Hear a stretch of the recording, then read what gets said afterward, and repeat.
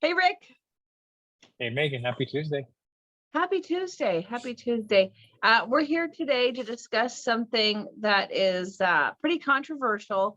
And people are talking about this everywhere I go. I went to physical therapy the other day, and a bunch of people were gathered in the corner, like they couldn't believe it. They're like, you've got to be kidding me.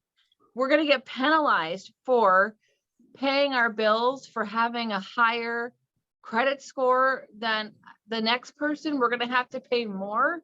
Rick, what's going on out there? What is this?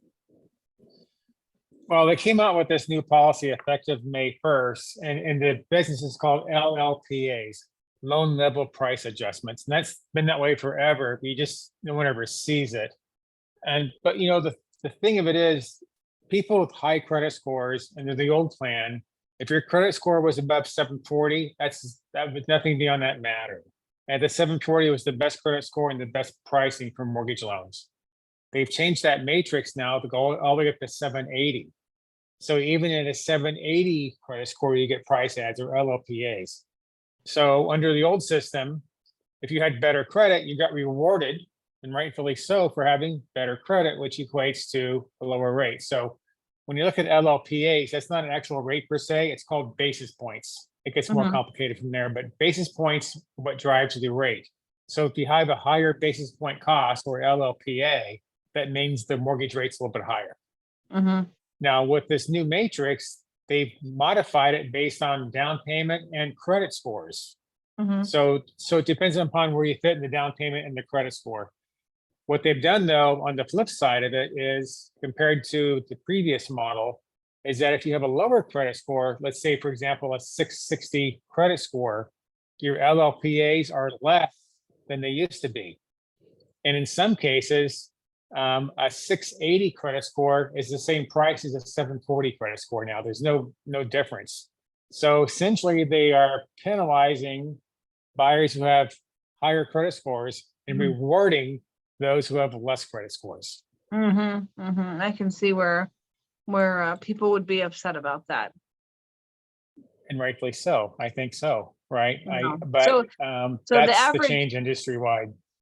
The average payment we talked about before May 1st to now is going to cost people an extra $100 to $175 a month, just depending on, give or take, which bracket they fall in. Right, and that would be on a loan amount of $800,000.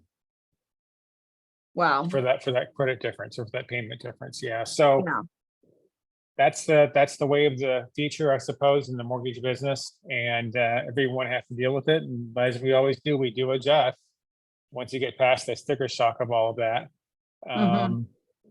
But that's why credit scores are, we used to say credit scores are so important, and they still are really important, no doubt about it.